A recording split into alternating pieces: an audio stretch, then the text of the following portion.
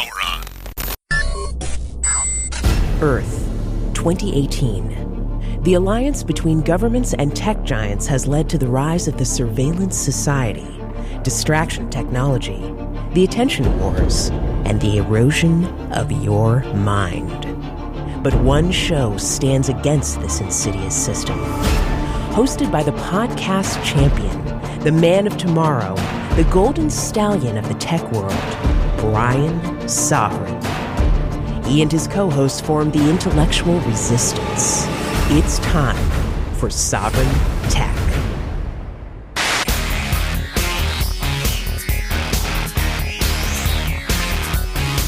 You're dressing all in black, from your front to your back, and all your evil ways, they seem to go on for days, and as a matter of fact, you got white lord, smash it up, burn it down, tearing up the underground. You wanna live like a super villain, back in the lineup, before your time's up. You wanna live like a super villain. Alright, you've been knocking down these doors, you've been filling up this room, you run around the place like your name was Dr. Doom. You're a killer of culture, a vulture of style, and it won't be that long before you end up on trial. You're gonna smash it up, burn it down, tearing up the underground. You wanna live like a super villain, back in the lineup, before your time's up. You wanna live like a super villain. Woo! Does it get any better than Sovryn Tech, baby? No, I don't think it does. The Golden Stallion, the man of tomorrow, Savzu, the rated R radio star, ready to take it all on again. Oh man, have we... What a week. What a week it has been. What a week and a half, really. There's some stories that I'm going to get to finally that were really from the previous week. But holy hell, have we... I mean, a lot of things happened that really drive home a lot of what we've been talking about on Sovryn Tech for years. Of course, that seems to happen quite a bit, but no, it's really, really happening now. And this is, well, we're going to get into some interesting stuff. But you know that Sovryn Tech is your place to get all the hottest and latest news in tech, science, the whole thing, the bleeding edge, baby. We ride it like nobody else. And wow, speaking of, I guess, the latest in tech, something that is finally, and believe me, I am eminently pleased to hear this as someone that is really a product of the 80s and 90s, which I am.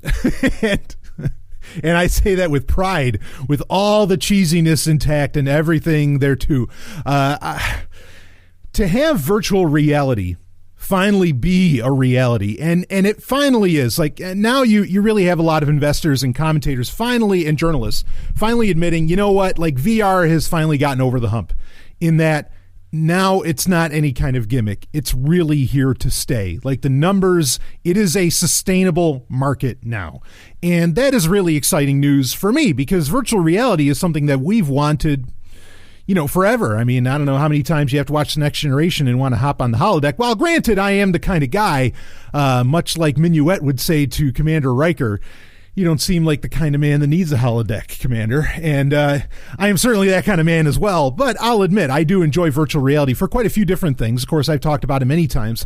Kind of the main area that I really love it for and that I use it for, of course, I have an Oculus Go, but the main area that I use it for is I like to watch my movies on it. I like to imagine that I am watching a classic 80s film of some kind, perhaps, or maybe older, and watching it in a virtual reality theater that looks very, very real and gives me that experience. And I do that. And I've talked about it many times on Sovryn Tech, and I'm kind of getting to the point where I'm thinking I may actually just add in, with episode 300 coming up fast, because we're in episode 296 here. I'm thinking about adding in like a virtual reality app of the week, or VR app of the week.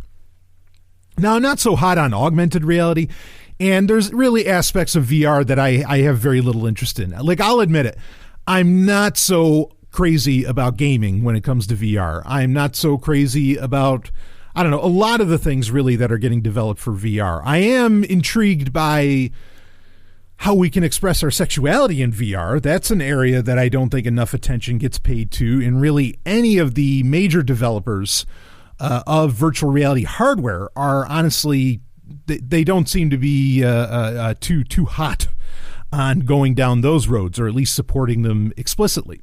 But regardless of that, I am tempted to maybe start doing like a VR app of the week segment, a very short one of some kind, and add that into the show. But regardless, again, the reason I bring this up is because in the past week, Mozilla has released a new version of the Firefox web browser. And we're not talking about Firefox Quantum, which is what came out last November, starting with, was that version 57 or 59 of Firefox, which they replaced their Gecko engine, and Firefox has really been on a tear in a very good way ever since they went with that, because people are like, holy shit, this thing's fast as hell. This isn't as much of a memory hog as Chrome is, and so on, and I couldn't be happier about it. But anyway, they finally announced, and this is also based on the Quantum engine, but they announced and released what they call Firefox Reality. And you can kind of guess what this is through the name and through what I've been talking about. This is their virtual reality web browser. This is the VR version of Firefox. Now, not necessarily a new thing. The VR version of Firefox was actually being developed a few years ago using the protocol which would end up is now pretty much in every major web browser, which is WebVR.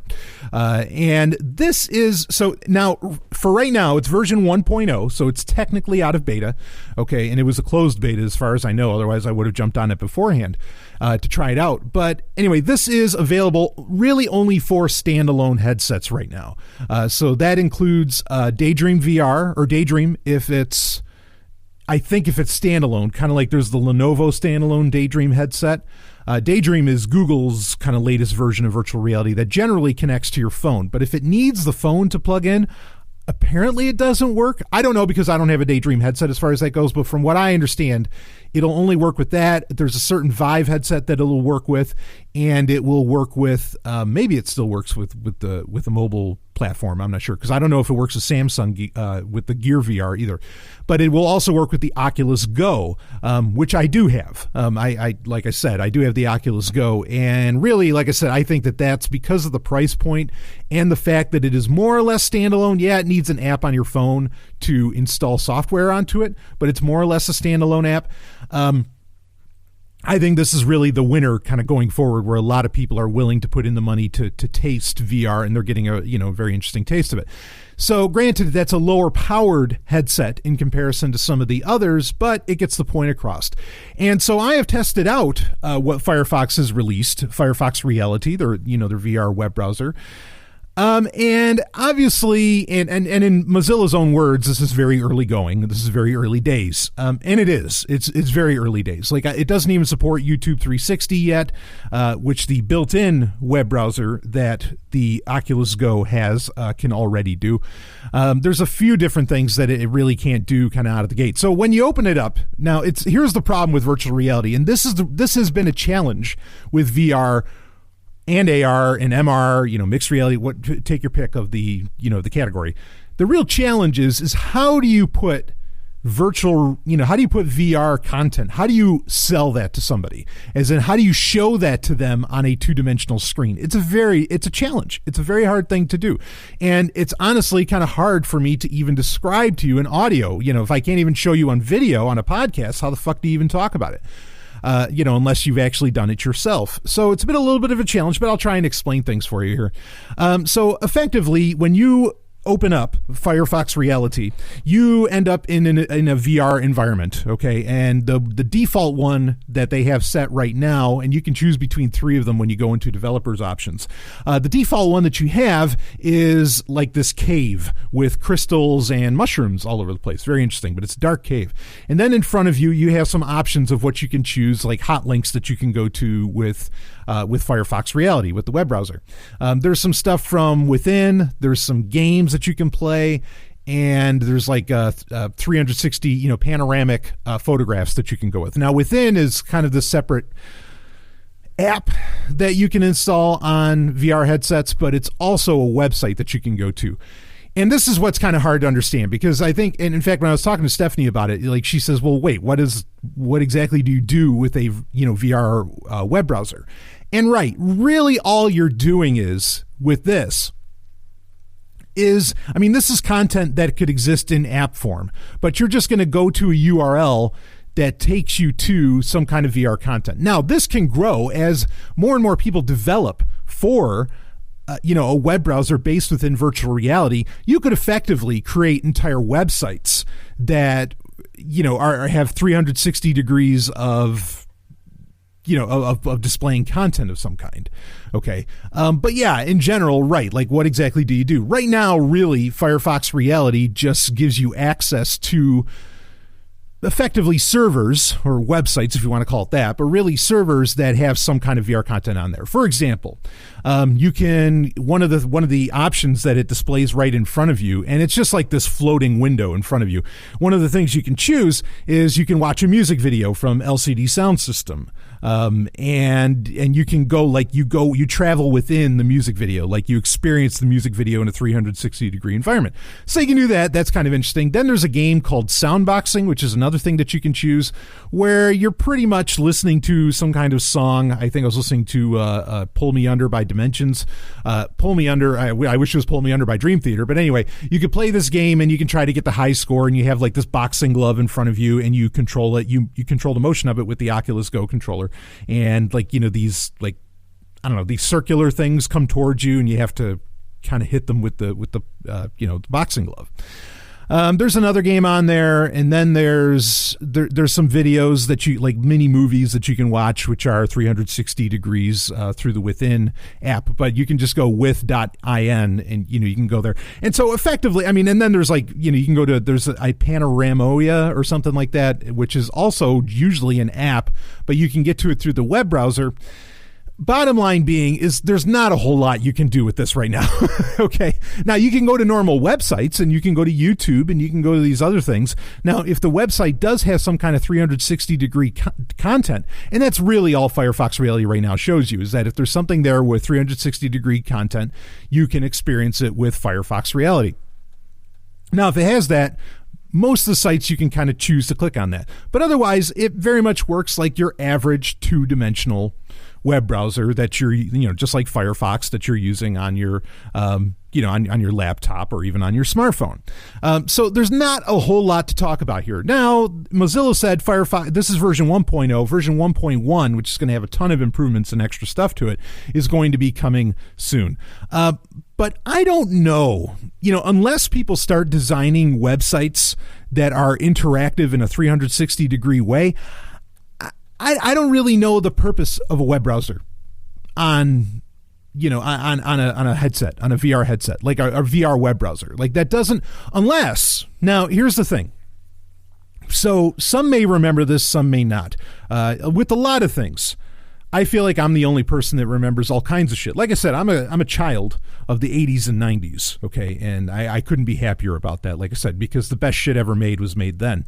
Everything else is, well, I mean, if you don't believe me, how come there's a new Predator movie out now? And that's like the biggest thing in the box office. How come there, go down the list of everything that's getting remade and whatever that came out in the 80s and 90s, okay? So, you tell me, oh no, that time frame sucked. Oh, that's why they're remaking everything from it, because it's the only thing that fucking matters and is the only time there's good ideas in Hollywood.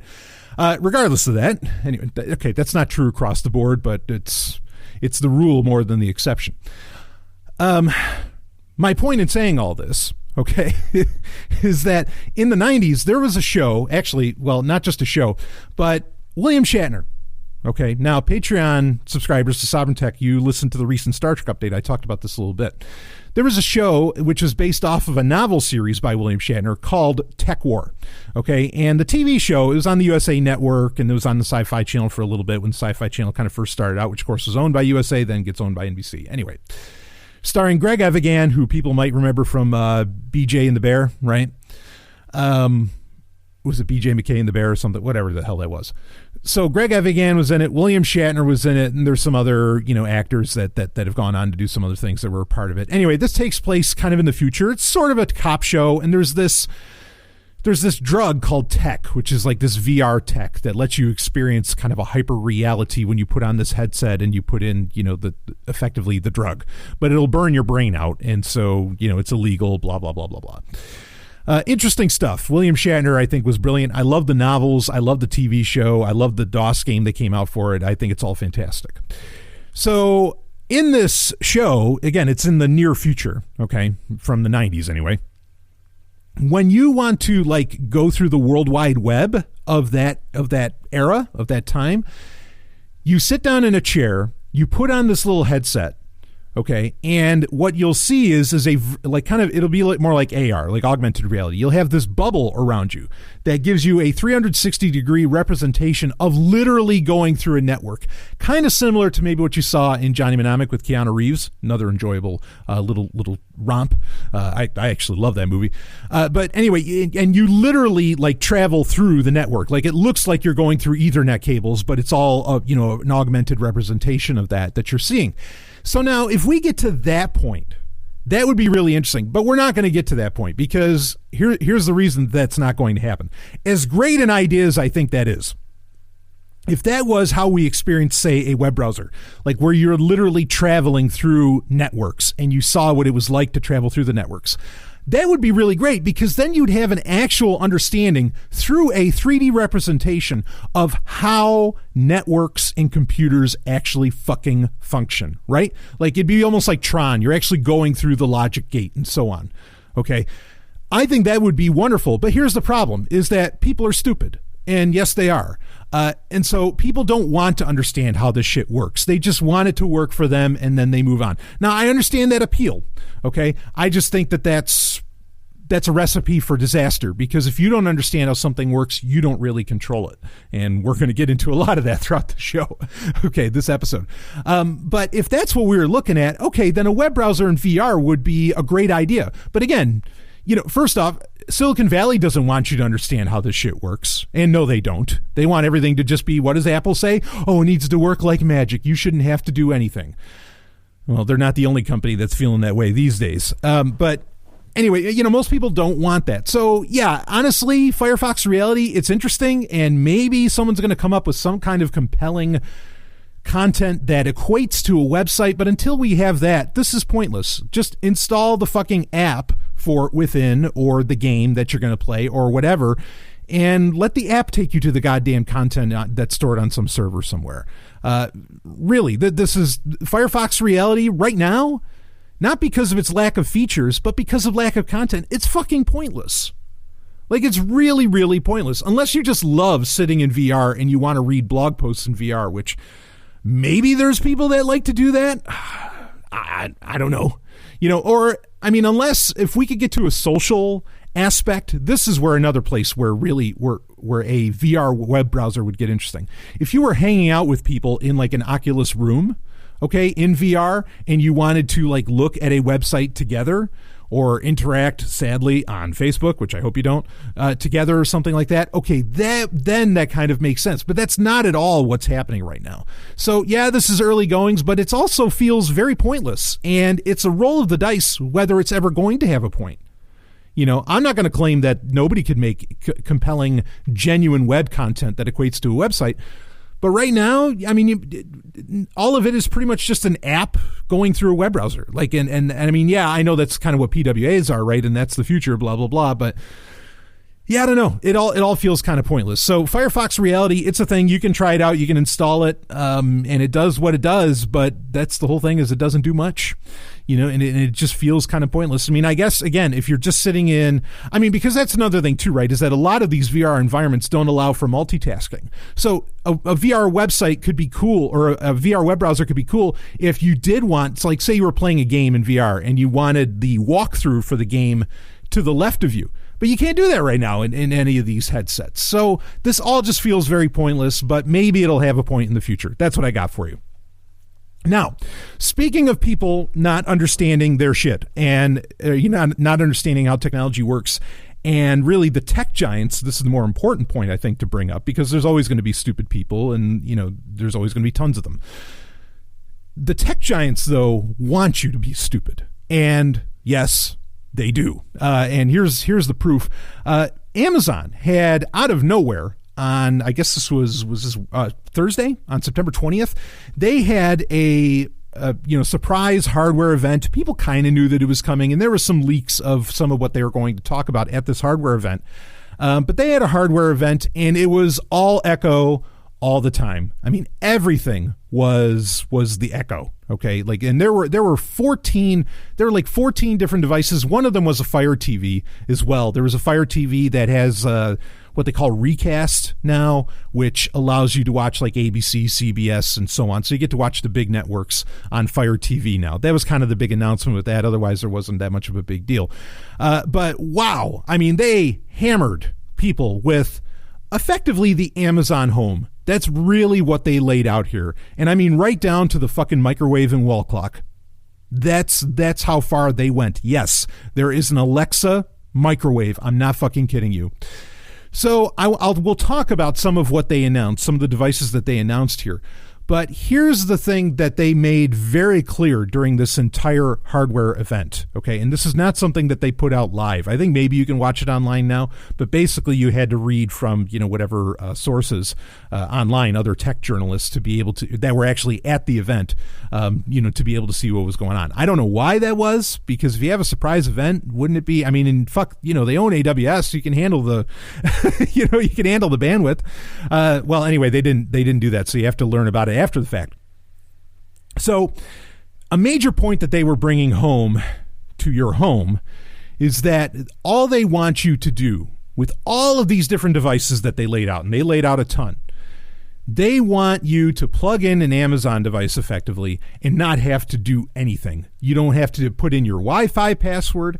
They don't want you to do any setup whatsoever. It should just plug in and go and do its thing and have the Echo do it. I mean, that is their goal. And this is my point that I was just making, saying to you that tech giants don't want you to understand how this shit works. And that's the thing. They don't want you to have to do anything. All they want you to do is plug it into a power, into the wall socket.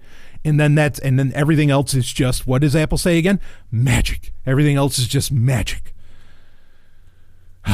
Anyway. So keep that in mind, that they want you to be dumb. They don't want you to have to worry about how all this shit works. But again, when you don't know how this works and you don't know what these things are actually doing behind the scenes, you are losing control of your digital life, and your digital life is just as tied and just as important as your analog life today. That's a fact. So anyway, let's talk about what Amazon is going to bring into your home. Well, there's a new Echo Dot. The Dot is a very popular version of Alexa because it's cheap. It's cheap, and it can kind of go anywhere. It's battery powered. It's louder, and can apparently deliver better sound, which is sort of the main problem with the Dot before. But that's really the big deal with that, is that it's supposedly 70% louder. Ooh, yay, okay. And maybe it has improved microphones on it, which the idea of these things having improved microphones is a major trend over all of these different devices. Now, one of the things that a lot of people did with the Echo Dot was that they would put it in their car. Well, now Amazon just came out with the Echo Auto. So you have a new Echo Dot, which is going to sell for $50. Now you have the Echo Auto, which is I think it's going to be $25 at first for the pilot customers that get to try it out, and then it's $50 after that. But what it'll do is that the Echo Auto it's going to connect to your phone, and then it will play over your car speakers. But you can just leave it in your car, and it allows you to interact with Alexa, and it can handle Google Maps and a bunch of these other things. But effectively, it's Alexa in your car. So they're not just going after your home; they want to make sure Alexa is absolutely in your car. Then we have the Echo Input, which this is going to be the cheapest Alexa device out there, just about, running at $35. And what it is, it's smaller than a hockey puck, and it has microphones in it, but it will connect to any speaker system you have, any pre-existing speaker system you have, and will turn it into an Alexa device. Not a surprise that this sort of thing comes out, but there it is. So a lot of people are probably going to end up buying that. Then you end up with the second generation Echo Plus, which apparently has more localized features where it doesn't so much have to like reach out to the network in case the network's slow to be able to handle something that you're trying to do, as far as voice control, which that's all that Alexa is about. So you have that. That's a new one, and that's going to be selling for whatever $150 around the average price that an Echo does. But that's your new mainstream Echo now. Now there's the Echo Sub as well. This is one of the ones that leaked, and the Echo Sub is effectively adding a subwoofer for about $130 to whatever Echo device that you happen to have. That's literally what it is. It's to add a subwoofer to your Echo. Okay. Then there's the second generation Echo Show, which this one got a bit of an update. This is going to sell for $230. And the Echo Show is the one that has the screen on it. That's effectively a tablet with Alexa in it. I mean, that's really all it is a Fire tablet that's kind of that stands still, that you don't take with you really. And what's interesting about this is the Echo Show is now going to have Skype on it, which I don't understand why that's a thing, because wasn't there already like a call-to-call feature being developed, like an in-house one being developed by Amazon for that? But then maybe this is part of the Alexa / Cortana, the Amazon / Microsoft alliance that we've been talking about really throughout 2017, and maybe is finally coming to fruition in 2018. But also interesting is that now it will have a web browser built into it. It'll have the options of either Silk or Firefox, which Firefox on an Echo Show would certainly be more practical than Firefox Reality that we were just talking about. But so effectively, here's your little. I mean, you're probably going to be able to watch videos on it. Of course, there was a whole scandal with that. They took the YouTube app away from the Echo Show and so on, or that Google pulled it anyway. This is just like a tablet that just doesn't go anywhere and sits there. I don't know. If you find that compelling and exciting, okay, there it is. Next thing is Alexa Guard, which is, as you can tell, is for security. And Alexa Guard, it looks like those motion detectors that you would have, but it also has microphones on it. And effectively, when you activate it, it will listen out for, I guess, things with high decibels, and it'll send you little audio clips to your smartphone or whatever device to let you know that something's going on. It can control your smart lights and turn those on if you want security and all that. Effectively, it's just like all the, when remember years ago when you'd go to visit somebody's house and your car would pull up in the driveway and then suddenly the outside lights would turn on? That's kind of what Alexa Guard is, but it also has sound features, not just the ability to control lights in that way. So again, it's another component of, Amazon being the major hub in your home. Now let's move on. Speaking of the home, let's move on to the I think it's ridiculous, but I'll say more interesting aspects of this. The Amazon Basics microwave. And yes, this is literally what this is. Now, the Amazon Basics line has been an interesting thing where, it's, Amazon made clothing, Amazon made electronic devices, and so on. This is a microwave. Not a surprise for Amazon Basics to make a microwave, because Amazon seems to be making just about anything. And the entire point of the Amazon Basics line is that you get a no-frills but well-built piece of kit. Again, it could be clothing, it could be a sound bar, it could be all kinds of different things. But that comes at a really low price. So here's their microwave, and the microwave has an Alexa button on it, which means that you can effectively tell Alexa, you can press this button, or I guess it connects to your overall Echo network that you have in your home, and you could say, hey, Alexa, cook this for 2.5 minutes. Okay, and then it does it. Now, here's the thing. This is what makes this so stupid. So, it must have as far as I mean, I don't think they made it clear, but it must have microphones built into it. So now you have a microwave with microphones in it, which defeats the purpose of a microwave, because really the purpose of a microwave is to get rid of the transmitters that are in your clothing that you buy, by frying them, by putting your clothes in there and frying them, or to put your smartphones in so no one can listen to you. But now, Amazon has solved that. They don't want you to have a single secure thing in your home. They have added microphones to a microwave. That way, if you think that you're safe and you put your smartphone in there so that nothing can listen to you, no, Amazon can still listen to you, so you can feel safe. Okay, there is no running away from anything hearing the sound of your voice. The NSA is always going to be listening. Don't you worry. Oh, but Amazon doesn't play ball with the cops and with the authorities and so on, and the NSA and whatever other alphabet soup organization. Oh, wait till we get to our story of the week. You'll find out that that's not true. Anyway, I'm saying all of that. I hope you can hear the ridiculously dry sarcasm in my voice. Look, I mean, just on a practical level, put all that aside, the fact that it's a microwave with microphones in it. Put that stupidity aside. And here's what makes it ultra dumb. To put something in the microwave, you have to be at the microwave.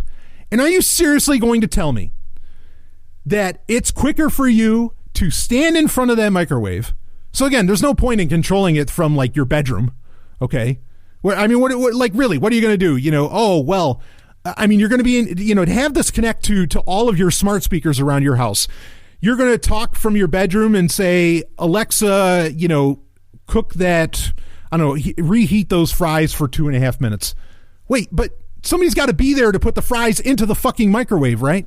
Like, this doesn't make any goddamn sense. I fucking swear that I think the only reason that this exists is because they're terrified that, yes, you will put listening devices into your microwave, and they can't have that, so they got to put listening devices on your microwave. Because, no, I mean, you have to walk up to the microwave. You're going to be at the microwave. How is it not faster to just press the buttons, 2 minutes? I mean, most microwaves come with like quick buttons anyway, where you just hit reheat and it does it. And you're telling me instead of hitting reheat, you're going to hit the Alexa button and you're going to talk to the microwave? What the fuck is wrong with you? Are you that obsessed with I don't know, are you that alone that you have to talk to your microwave? No offense to people that are genuinely alone and going through heartbreak. Alexa is not going to solve your problems, though, okay? This is so stupid. You cannot, internet-connected microwaves. Please, Sovereign Tech listener, that thinks this is a great idea, that can make the case for this, you email me. And I will be respectful. I promise you, I'll be respectful in the email because I want to hear the case made for this goddamn thing. I can't wait. I'm dying for somebody to tell me how this is a great goddamned idea. Now, not the last thing, but one of the next things we'll talk about is the Echo wall clock, okay? So all it is a clock that you can talk to and have it set timers with. I don't know why your smartphone can't just do that. That's with you all the time. Most people don't even wear watches or have clocks lying around anyway because they always have the smartphone with them and that's what they use to check their time. Or they look on their computer or something. This is another one where it's like, wait, what? Yeah, I mean, like these kinds of, the microwave and the clock, like you've got to just be, I guess, Alexa obsessed to where these things make sense for you. And I'm terrified of those people. You're placing, literally, understand, every single one of these devices is just a microphone. It's a replacement of the device that you already have that has a microphone on it that can connect to the internet. Both of those things, connecting to another device that connects to the internet, like you don't have enough of them that already do. And every single device that connects to the internet is another exploit potentially. It's a gateway against you. It is there ready to be used against you at any given moment, any device that connects to the internet. I want you to accept that fact. That includes your laptop, but I understand why we have to have laptops, and we can mitigate things with laptops, because with laptops, they don't work like magic. We can still have control over those, and we can, buy Libra boots and all this other stuff. Very different story, okay? But every one of these things is a listening device connected to the internet, waiting for you and waiting to be used against you. Understand that's what all of these devices that Amazon put out there today is. At the end of the day, that's what they are. They're a potential exploit. They are invading your privacy. They are replacing things that don't need to be replaced. A microwave with microphones. I mean, it's not like, I don't know, maybe Bezos, and I know he's obsessed with Star Trek, me too. Maybe Bezos thinks, oh, this will be like using a replicator. This is getting people ready for a replicator. Maybe it's predictive programming of some kind. You know, get people used to talking to a little box that's going to present food to them. I don't know. That's the most benign thing that I could think of why he would come out with such a ridiculous fucking device. I want to see the metrics, and not that Amazon will tell us, but they'll have them because it's an internet-connected microwave, and Amazon can know everything that it does. Okay, is that what it's all about? To collect data on people's microwaving habits and all that, and what to sell you, but I want to see how many people actually talk to the fucking microwave instead of just using the buttons, and Amazon will know. Not that they'll ever tell us. The other thing that Amazon put out there is another kind of like the Echo. Which one was it? Oh, the Echo Input. It's called the Echo Link and Link Amp, which will effectively allow you to connect like a multitude of speakers or your home stereo and whatever, you know, into the Echo ecosystem. Look, all of this adds up to where your entire home, you know, add in the other things, Amazon Key and so on, okay, your entire home is effectively run and tracked by Amazon. If you're okay with that, like I said, you can tell me about this, how, oh, holy shit, this is really great. Well, Amazon already knows all this shit anyway. Do they? Do they have to know all that? What will they do with that data? If they collect even more about you, like I said, we're going to get into that during our story of the week. But I want to make this kind of like parting comment before we get into the sequel to all this. You know, what happened to the days when Amazon, I mean, like there wasn't a single e-reader announced. You know, there wasn't even like new tablets announced. They didn't bother with any of that crap. E-readers, I feel like, are about making people more intelligent. All of this, I think, is just about making you two things: lazy and dumb. Fuck this noise. We'll be right back with more. Hey, look! Got an energy spike. Hold back! Launch. Now! Bombing the Narn back to the Stone Age wasn't enough for you? Then we heard it. The sound of something terrible being born. This is madness. Station 3 to Commander Ivanova. Centauri have launched a full-scale assault. Time is coming on! It's our turn now! 2 million tons of spinning metal, all alone in the night.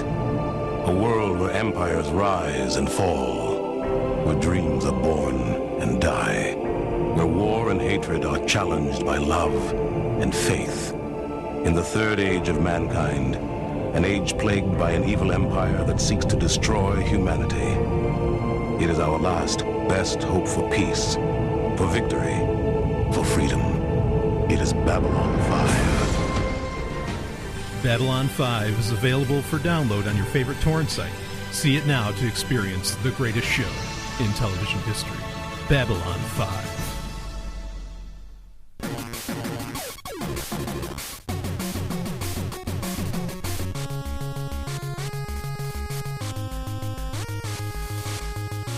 Story of the week. Woo! It's not Amazon all day, all the time, but it's going to become that for a lot of people if they buy into this horseshit that's getting peddled to them. Well, you know, here's a bit of hope. And I think this is very interesting. There's a lot to say about this, but here is a bit of hope for all of us. And that is that Amazon workers are what are known as Amazonians. Interesting. But Amazonians are realizing themselves that, hey, wait a minute, what the fuck is the company I'm doing? Like, what are they doing with all of this? What's the end game here? Of course, on Sovryn Tech, we've talked about for many years the Amazon World Domination Tour, meaning that I have predicted long before any other tech journalist or any other tech news source or whatever, before anybody was talking about it, I said, yeah, I know. Amazon's not profitable right now. Investors just keep throwing money at them, with bond sales and all this other stuff. Trust me, Amazon is going to do this huge rollout. They're going to become profitable. I told you all of this shit was going to end up happening, and it did, years ahead of everybody else. This is the only fucking show that called that. Okay, so I'm pretty proud of it, and it's actually a hashtag Amazon World Domination Tour. That's what I call it, because now everybody knows Amazon is eating the world. And look, with what we were just talking about, with effectively what it would be the Amazon home, I mean, they're beating Google at their own game. As we talked about with Google, when at their 10.4 event like last year, actually the past couple of years, and we got their next October event coming up pretty soon. We'll see what that leads to. But Google's designs for being in your home as well, I mean, every company's doing this. Apple has HomeKit. I mean, Microsoft wanted to be in on it, though it looks like they're going to do it through Amazon and so on. For their plans of how all of this is going to simplify your life, for it to work, it has to be everywhere. Okay, in fact, there can't even be competitors. It cannot be, well, I'll have the Apple home, or I'll have the Google home, or I'll have the Amazon home. No. One of them has to be everywhere for it to really work. And Apple's, Apple's take in this space is actually more of a privacy-centric version of it. I will give them that, okay, because they supposedly don't hold your data past 6 months, but then that also makes their services less helpful to you. But then I also think that maybe the reason Apple's okay with that is because the average person that is in Apple's entire home ecosystem, not just that they own an iPhone, that they own everything Apple, you're the affluent, and so you probably have a secretary or something like that. I think that's really very much, kind of how they think about it, and that they'll be able to keep charging you more and more. And you say, well, there's got to be a breaking point where Apple can't keep charging people more and more. Are you kidding me? They just started selling you fucking phones that are, what, $1,000, $1,200 a pop? I was talking to a friend last weekend, and they said, yeah, it's like, I expect next year there's going to be a $2,000 iPhone. Not one that's gold-plated or anything. It's just going to be straight up a $2,000 iPhone. That's going to be the cost of a high-end iPhone. For fuck's sake, they put it in the name. I mean, it's the iPhone XS, but read it, more phonetically. It's the iPhone XS. Get it? XS? I mean, that's what they're appealing to. They are absolutely they want to become just the full-on luxury brand, and they're going to keep raising the prices of everything they've got until really, quote-unquote, the poor are kind of kicked out of it, unless you get like the iPhone XR, I guess. But then you really only have the iPhone. And anyway, I think that's the route that Apple's going. But Amazon and Google, oh, no. They want to be in everybody's home, except for the people that can afford Apple's shit. Then they don't need to be there.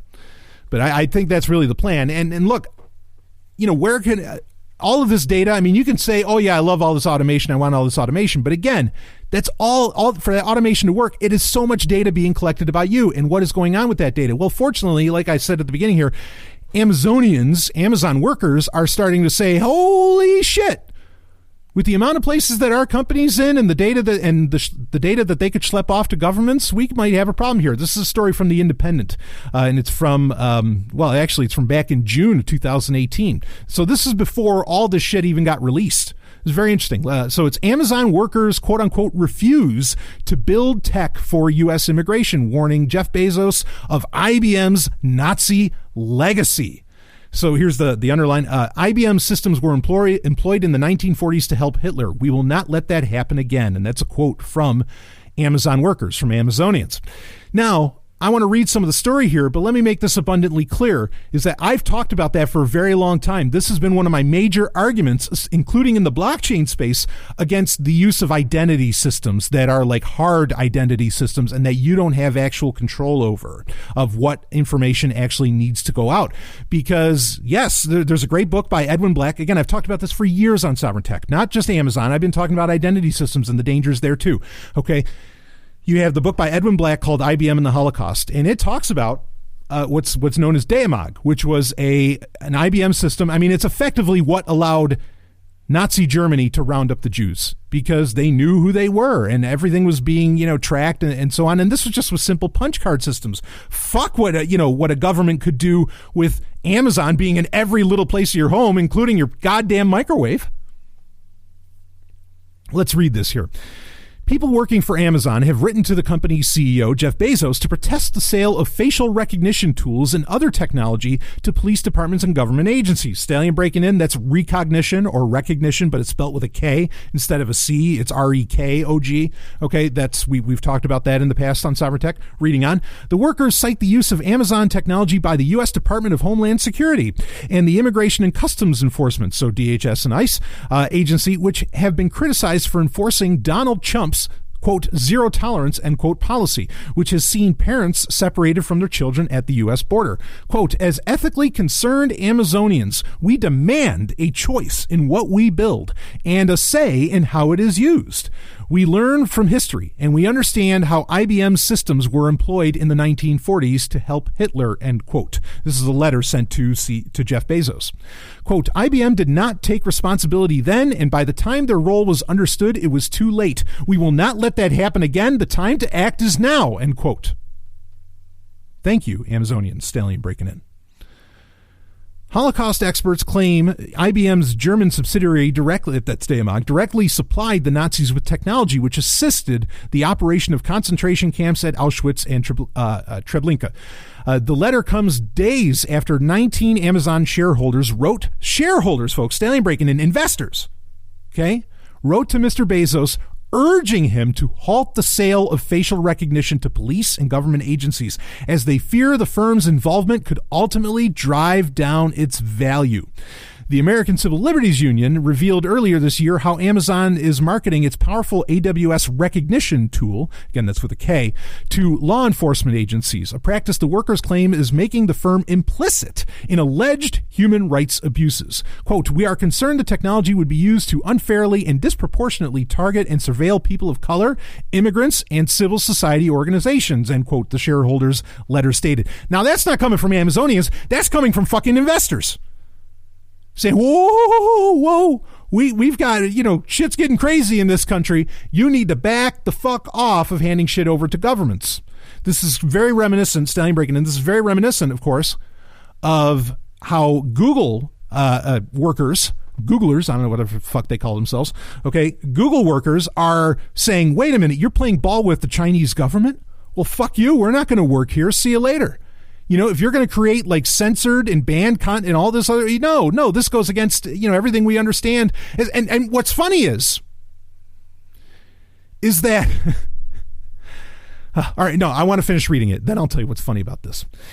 Amazon refused to provide a comment on the record about the letter. The company has previously defended the development of recognition and denied it is used for surveillance.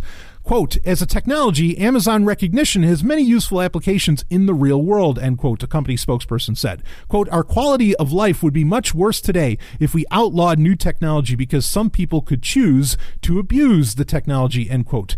In their letter to Mr. Bezos, the Amazon workers said they would refuse to build the platform which powers ICE or any technology used to violate human rights.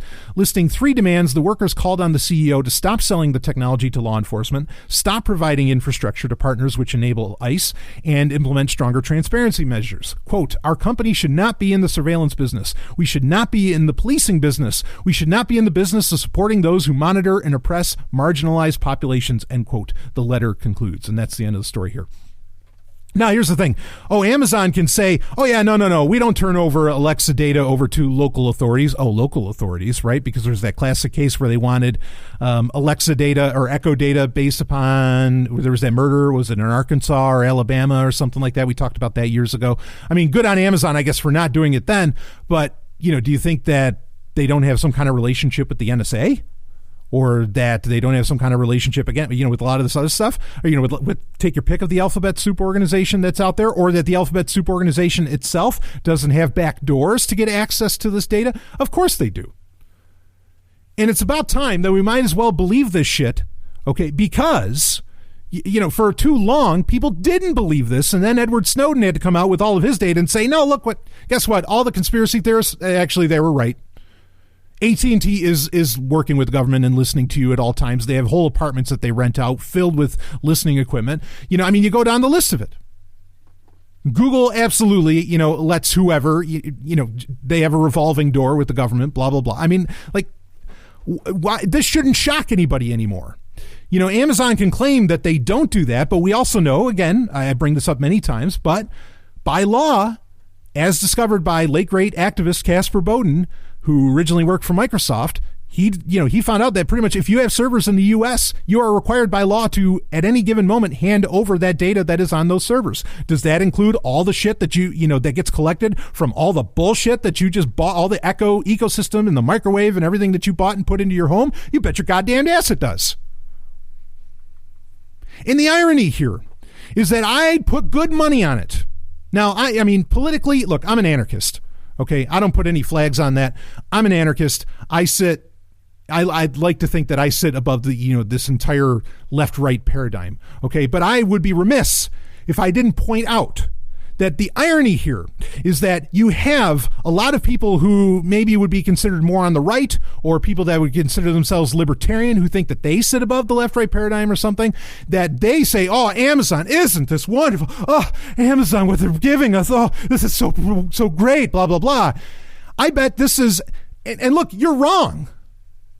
If you believe in individual liberties and individual freedom, and if you believe that, immigration should, that the bullshit that ICE pulls and that DHS pulls is, if you think that those organizations and their very existence, let alone what they do, are completely unethical, well, Amazon's playing ball with these people. Actually, pretty much all the tech giants are. Okay, and you should not be supporting them whatsoever. And so the irony is that within that left-right paradigm, this is probably the shareholders and the Amazonians. It's probably a bunch of leftists who are doing the right thing, and they're saying, God damn it, we're not going to make this stuff anymore. We're not going to take a part of this. Just like the people at Google who are leaving the company because of what they're doing because of their working with the Chinese government. It's probably a bunch of leftists. And it's funny because the libertarians are saying, oh, the leftists, all those dirty commies, blah, blah, blah. They're the ones that are holding all this shit back. They're the ones that are actually doing something that matters. Instead of praising these fucking companies, they're the ones that are saying, no. I won't let you let that kid get taken away from their parent. I won't let you do this and that. I won't let you trample on our humanity. It's what's so goddamn funny. It's why I get so pissed off. I mean, this is why I've walked away. Look, honestly, this is why I've walked away from social media, because I can't stand if I see one more article get shared by a fucking libertarian say how goddamn great Amazon is. I'm going to shit myself. What the hell are you talking about, slapnuts? Are you telling me? Again, you can email me, all right? And I'm not being respectful right now, but I'll be respectful about the email. You can email me and you tell me how having 1 billion microphones in your house is a good thing. Considering the world that we live in right now, you tell me about it. Because that's all you're doing. And you could say, well, you're complaining about this, but you're not complaining about smartphones. Have you been fucking listening to this show for 7 years? I complain about smartphones all the time. Yes, I have a word for it. Okay. And it's not as clever as Fondle Slab or some of these other things. Okay. All that, it's a block of sensors. It's not a phone. It's a block of sensors tracking everything you do. And it has a microphone on it, listening to you at all times. And now, yes, it can listen to you at all times because the voice coprocessor in it and so on. Believe me, you think I haven't complained about that shit? Of course I have.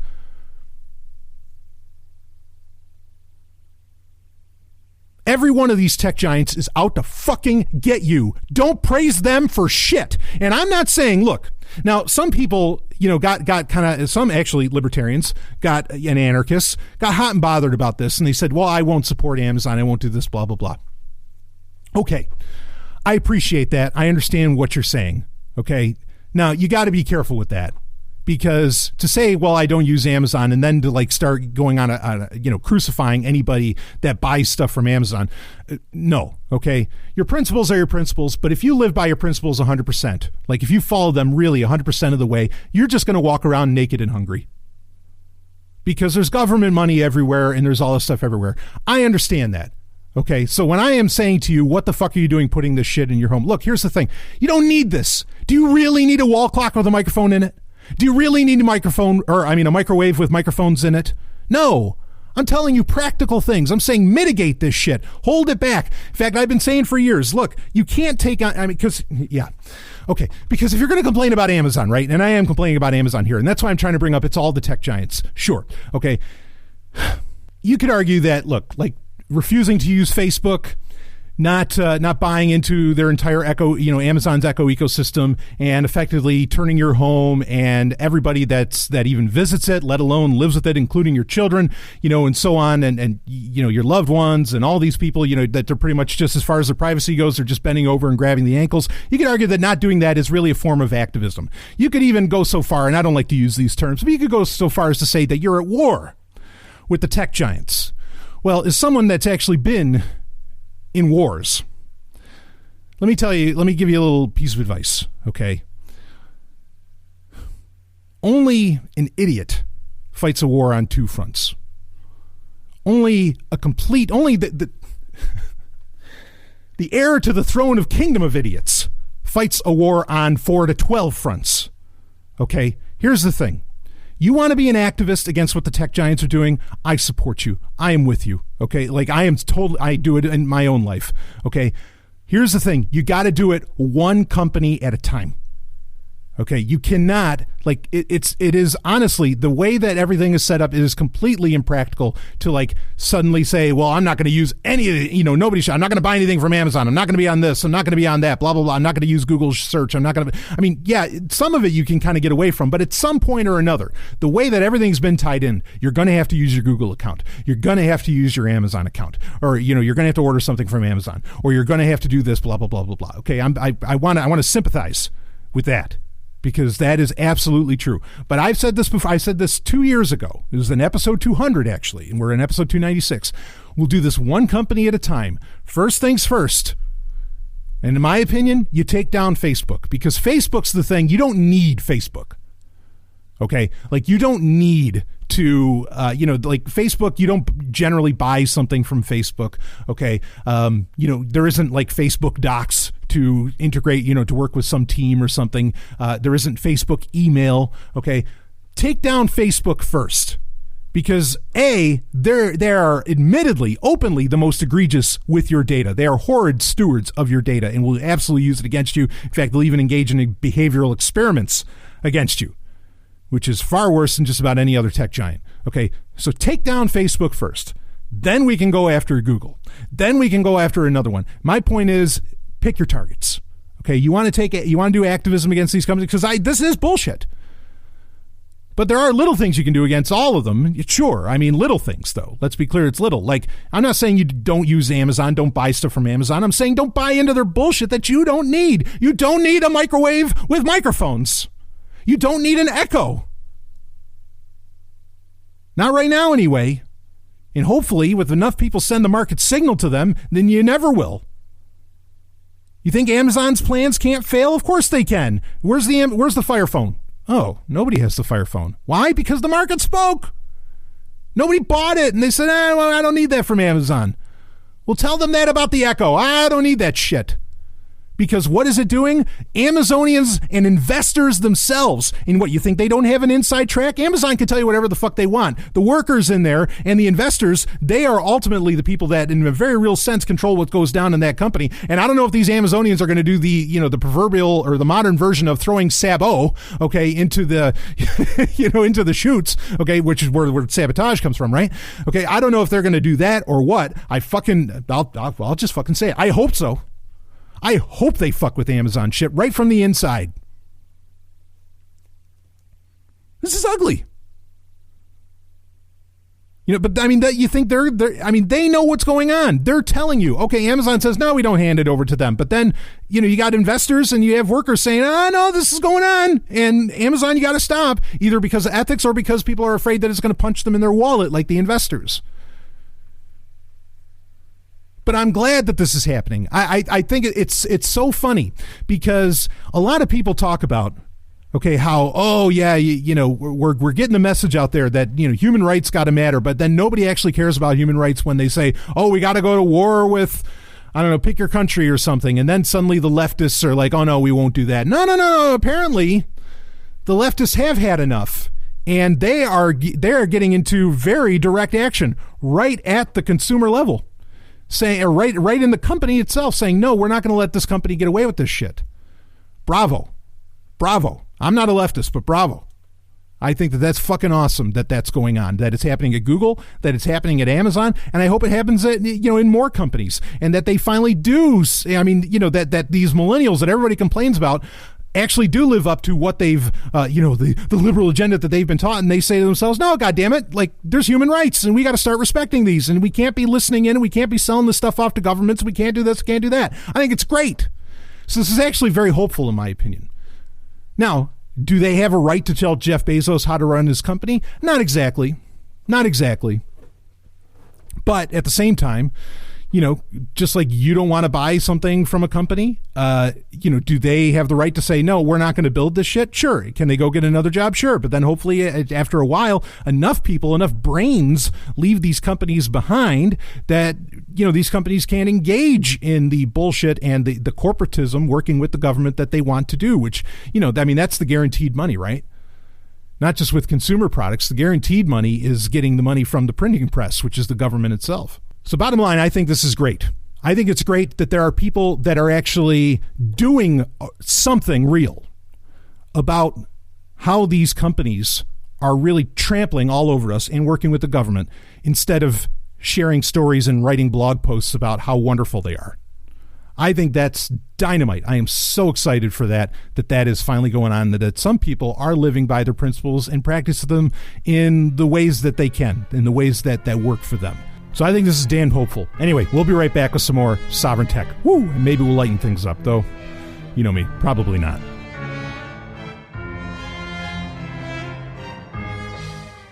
Hey, I want to tell you about a Sovryn Tech sponsor. Now, you may have known it as ZenCash, but they have gone through a bit of a rebranding. And hey, I get it.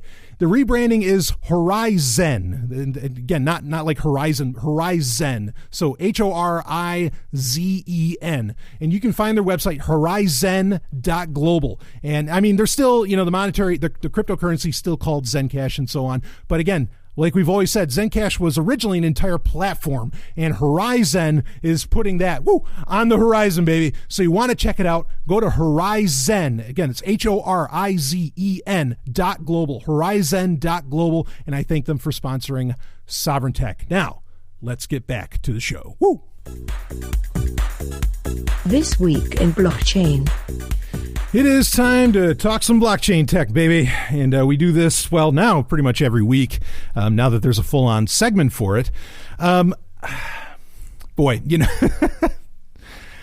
interested to see if I lose patrons over that. I do want to make something clear quick. So with Sovryn Tech Patreon, before we go get into our blockchain story of the week, there are now reward tiers. Here's the thing. If you've already been a Sovryn Tech patron, okay, you need to click on join that tier. It won't charge you again if you've already been a patron. You need to click on join that tier to get everything in those reward tiers.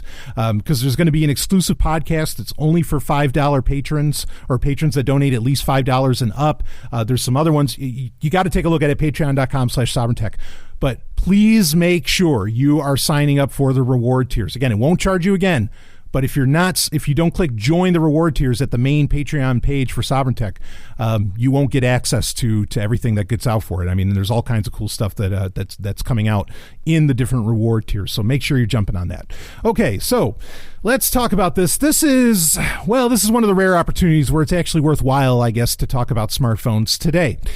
There are a couple different smartphones that are being labeled as effectively blockchain phones. That's what they're calling them. And in fact, HTC is releasing one supposedly by the end of 2018 called the HTC Exodus.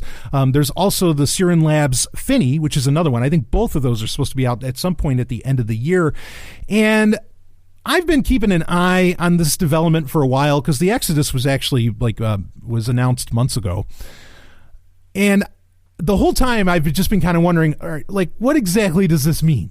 What is a blockchain phone? Is it going to run as a node for Bitcoin, or, what the fuck is this? And in fact, honestly, I wouldn't be surprised if in the end, these never really come to fruition, because maybe the Finny, I don't know, but I felt like the HTC Exodus was really counting on Ethereum, and like we've been talking about, or like we talked about last week, really the piper is getting paid for Ethereum, and Ethereum is not going to, in my opinion, is not going to survive. not even close. So to want to have these things run, because I mean, they're kind of being sold as, oh, well, they'll run DApps and they'll do all this, blah, blah, blah. Again, it's a little skimp on details. I don't know that those are going to be things that even really exist, at least not based on Ethereum. And if you're baking everything in to work with very specific blockchains like Ethereum and they're not adaptable, which, smartphones are, while they are amazingly agile, they're not as agile as, say, your average desktop computer or a laptop. Okay. I don't know exactly how that's going to work out, because part of now we have some, and there's a link in the show notes where you can read more about this, but they talk more about what the HTC Exodus is all about. And effectively is the basic idea is and why they're calling it a blockchain phone. Okay. Is that they want to make it possible for your cryptocurrency, okay, that you store on the phone, which generally you don't want to store, at least not a lot of it. You want to treat it as a hot wallet, if anything, if even that.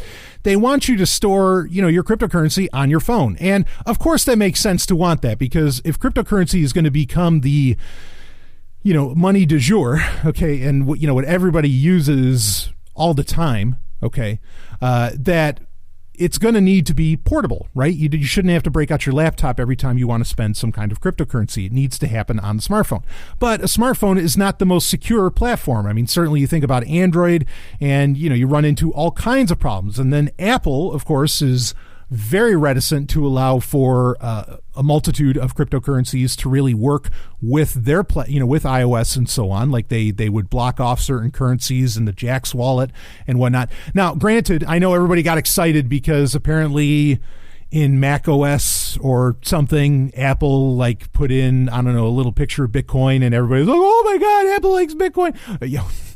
Okay. Yeah, they love Bitcoin so much. That's why they banned Bitcoin wallets for years. Right. Gotcha. Yeah, they love Bitcoin. But anyway, all that aside, it's a concern that your private keys, which is, the keys to your cryptocurrency kingdom, are not secure, very secure on the average smartphone. Okay, that's a very real thing. So what HTC is looking to do with the Exodus is they are going to use what is effectively a TPM module. They're going to use what's called Trusted Zone, which, at the hardware level, you're going to have a secure enclave, much like what Apple actually does to secure your fingerprint and facial recognition data. That is supposed to more or less be impenetrable. Now, fortunately, HTC seems to be willing to admit that there's no such thing as 100% security. They're not going too far to say, oh yeah, you're going to be, totally secure on this.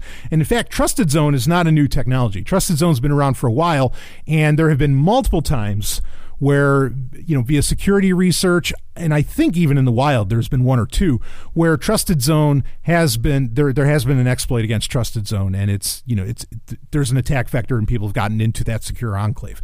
So, I mean, it could be like what they're planning with these blockchain phones. Sure, it could be more secure than your average Android phone, but I still wouldn't. I mean, especially if we're talking some serious amounts of crypto, I would not trust these for a second. I still wouldn't trust this. In fact, really the better route to go, okay, with this idea, I mean, well, I'll tell you the better route to go in a second. With the whole concept of blockchain phones, okay? Again, no one's talking about that these are going to, their internet connectivity is going to be via Wi-Fi direct and Bluetooth, and it's all going to be connected through, I don't know, the Stellar network, and it's going to be a completely decentralized phone network and all. That's not what they're saying here, and that's really fucking annoying. I mean, they might want to pay some lip service to that, but there's no way that that's what HTC is putting out there. I mean, there's just no way. HTC can't even produce enough smartphones to where that'd be a practical idea, because you'd have to have so many different ones that connect that way. If that were the concept. It's just, and sure as fuck, Sovryn Labs couldn't do it. Because I talked about that idea before, that I think Apple is actually planning on that. That's why they created their multi-peer connectivity framework, okay, where iPhones can connect to each other. And actually, so can Macs and iPads. They can connect to each other directly. They don't actually, to transfer data between each other, they already have radios within them that don't require you to connect to the internet. And so effectively, Apple could have its own network and just bounce off of everybody's iPhones. Now, here's the thing, is that yeah, Apple can produce and sell enough iPhones, or at least historically they could, maybe not now, but you know, they could to pull that off to where a actual decentralized peer-to-peer network could work. HTC and Sovryn Labs, no, you fucking can't. You cannot. There's no way HTC can produce enough of that. I mean, the company's tanking anyway as it is. So this, I mean, with Sovryn Labs, I think they're legit. I think HTC is trying to find some kind of niche to try and like become a company that matters somehow when they know that they don't matter. And it's a shame because they've made great phones in the past. Okay. And the Exodus might have great production value. I don't know. All right. But I think that this is just more of that kind of like dumbass, you know, I mean, is the Google Play Store going to still be on it? Okay. Well, then you got a rootkit, you know, effectively there. And you could say, well, but it's in trusted zone. My private keys are going to get stored in trusted zone and it won't be in the rest of the, rest of the phone's memory and all that. You've got it for this to be something that's even worthwhile doing and to really trust.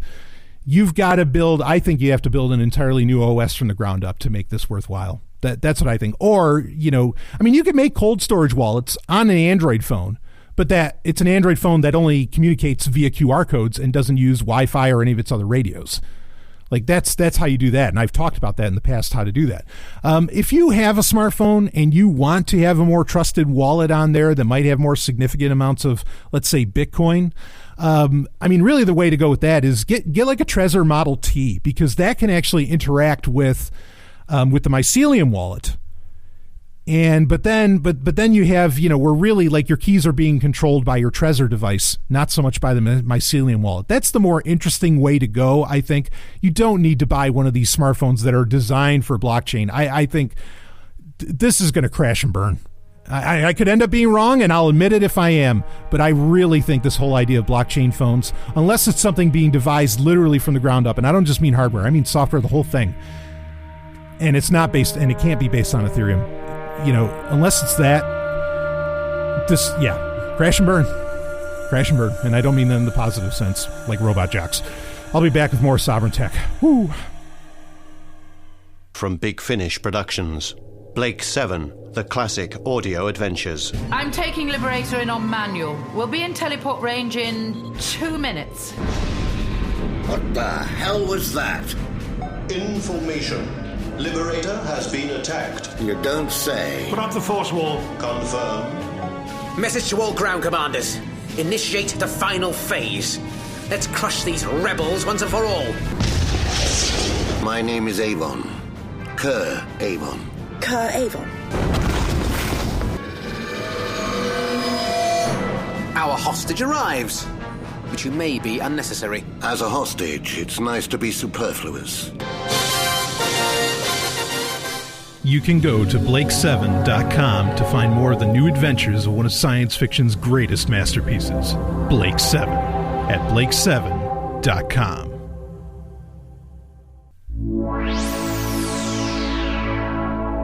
Important messages. It is time for Important Messages, where I answer the questions, and they can be questions about anything. It doesn't even have to be tech and science. Hell, some people ask me questions about romance. Imagine that. But you can send them in to me. Of course, the two ways to do it, bbs@sovryntech.com. That's my email address. You can send it right to me. Or you can go to contact.zog.ninja, which will allow you to stay pretty anonymous, because I don't ask for your email. I don't want any of that info. The less info I have about you, the better. I don't want to be responsible for that, and I actually care about your privacy, unlike every tech giant that everybody seems to praise out there. So anyway, I don't praise them. So let's get into, I got a great question. This is based on last week's episode, I think, where we were talking about, or I raised the concern that when I think that humans have the belief that, and again, I don't think that the data stands up to this belief, but there's the belief that, oh, there's fucking life everywhere. There's planets everywhere that we can inhabit. We're going to inhabit the entire galaxy, or the hell, even the universe, or something like that. So let's do whatever it takes to get into outer space. Don't worry about it. You know, and if the Earth gets fucked because of it, well, you know, that's, you know, you got to break a few eggs to make an omelet, right? To make an intergalactic omelet, I guess. And I said, no. We don't have evidence that there's life everywhere. We don't have evidence that there are other Earth-like planets out there. Not really. Not on a statistically relevant level. And I talk about often how exoplanets they get claimed to be Earth-like, and then, a month later or a year later, they're like, shit, we were wrong. After they re-review the data or something, they find out that no, it actually wasn't. And people never hear about those stories because it's not sexy to talk about. It's sexy to talk about how, we found an Earth-like planet. It's not sexy to talk about how, we were wrong about it. Okay, and so I have the concern that when people think that this, again, the data doesn't hold up for it. It's not a matter of belief. It's a matter of fact. Okay, that the Drake equation is dead wrong. It is not including all math required to be able to say that there's life everywhere and there's habitable planets everywhere in the universe. Okay. For people to think that, we can just try it out on another planet, I think that's a recipe for disaster, because there's the very real chance, and the evidence does stand up, that the Earth is the only Earth out there. Or at the very least, it's rare. And if it's rare, then we want to take care of it. We want to protect it. Okay, but I got a question about that, and it's a great question, and I want to read it here. So it says, what a complex or even contradictory view you have about scarcity. On one hand, you think that post-scarcity can lead to freedom, and on the other hand, you believe that if the Earth isn't viewed as scarce, we are more likely to destroy it. Okay, maybe. So are you proposing a noble lie be told that other inhabitable worlds are rare? That might not be a lie at all, except for those pesky UFOs that everyone seems to have observed throughout history. Or are you suggesting that the alien story be suppressed because it is, quote unquote, dangerous? Okay, so first off, I'm not exactly sure and you can clarify if you want to email me again. I'm happy to talk about it. I've never said that post-scarcity necessarily leads to freedom. I've argued that that actual freedom, like actual anarchism, could lead to kind of like, for example, if you read some of Kevin Carson's work, he talks about how there will be an effectual post-scarcity if we actually had a freed market. Okay, that there would be like a pseudo post-scarcity. There is no such thing as real post-scarcity, despite what some people will tell you. But there is kind of a pseudo post-scarcity, and where you only work 4 hours a week or something like that. I could kind of see that sort of thing happening. I don't think that that's ever going to happen, because I don't think we're ever going to have an anarchist Earth. Okay, where at least not to the scale to where that is a way of life for a significant amount of people. Okay. So yeah, I don't think post-scarcity leads to freedom. I think there's people that think that. I think a lot of people in Silicon Valley are kind of shooting for that. Yes. And maybe it's been confused where I agree with them. But I don't. I have very real concerns about how they think that the world should work. So yeah, I am not a proponent of post-scarcity leading to some kind of anarchist revolution, peaceful revolution. I can understand the argument where a genuine freed market on a large enough scale could lead to a pseudo post-scarcity, but I'm not saying I necessarily support either, or that I'm a part of either of those. Okay, or that I think either of those are ever going to become the reality. So I don't know how contradictory I'm being, but if you want to explain more, where you feel I have a contradiction, I'm totally willing to listen to that. But regardless of, maybe the more interesting point on this is that, I don't, again, if you read the work, there's the great book Rare Earth by Peter Wood, and that I think makes a very strong case with evidence that the Earth is exceptionally rare. Okay, so I don't think it's a noble lie. I don't think that we have to make a noble lie. And as far as aliens, the alien story being suppressed and all these UFOs, I think there are alternative answers to that. And maybe that's the more interesting part of the story here. So first off, again, I'm not arguing for post-scarcity. Okay, so just to make that abundantly clear, I think that there are people who are shooting for that, people who have a lot of power in this world, who think that they're going for that, but they don't understand necessarily how that's going to work. Okay, I do think that, yes, the Earth is rare in that it can support human life. I do think that sapient, not sentient, but sapient, knowledgeable life, things outside of animal life. Humans are animals, yes, but we are also conscious, and we can act outside of instinct, which makes us kind of rare. We're not the only ones, I don't think, but we're rare, okay, just like the Earth is rare. I do believe that. But now the UFO thing, let's talk about this, okay? And people that have listened to Sovereign Tech for a long time, I'm going to sound like a broken record, I imagine, a little bit here, but I want to make this abundantly clear. I don't think aliens have ever been to Earth, okay? And I do, however, on the flip side of that, And I'm not just talking about, since what's widely known as like the Battle of Los Angeles or other more recent events, so shall we say, throughout the 20th century. I'm not, because, there have been a lot of claims of, UFOs, and there's been research done by what I would argue would be completely legitimate and rational research organizations and individuals into UFOs. And there's a lot of cases where you can throw it out and say, yeah, that wasn't a UFO, that was a fake, or whatever. But then there's cases where, we can't just throw this away. Something, that there was something there, UFO or whatever, something went down. And I understand that there are those cases. I understand that historically you have, woodcuts, right, which were effectively the newspaper of the day in Europe. You have woodcuts from, 16th, 17th, even 18th century and so on that show off literal battles in the sky with like these cigar-shaped, well, what else do you want to call them? UFOs, unidentified flying objects. Doesn't necessarily mean that UFO is an unidentified flying object. UFO does not equate to alien. Okay. I think there are answers to explain the evidence, the historical evidence, and I mean sometimes even ancient historical evidence, going back to the times of the Romans and even before then, for where something is seen in the sky, something that you would call a UFO and so on. I think that there are alternative explanations that have nothing to do with aliens. I think that it is abundantly clear that on Earth, and arguably produced by humans, there have been advanced technologies. Now, you want to be careful. What do you mean by advanced? Do I mean nuclear technology and stuff like this? No, I'm not necessarily saying that, though maybe. But it's abundantly clear that in the past, there have been levels of technology that surprise us today that were had. Okay, now, a couple months, 2-3 months ago, I guess, it was during one of the episodes when Stephanie and Ellen were on, that we talked about a paper out of Harvard where, again, totally, you want terms like legit and respectable are subjective, of course.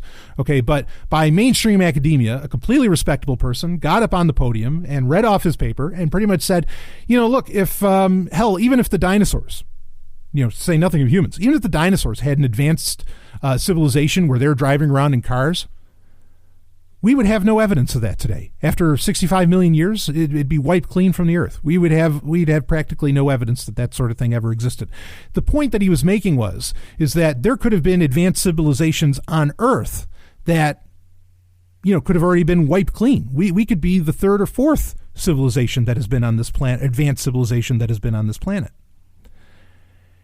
And I think that that's a far easier explanation.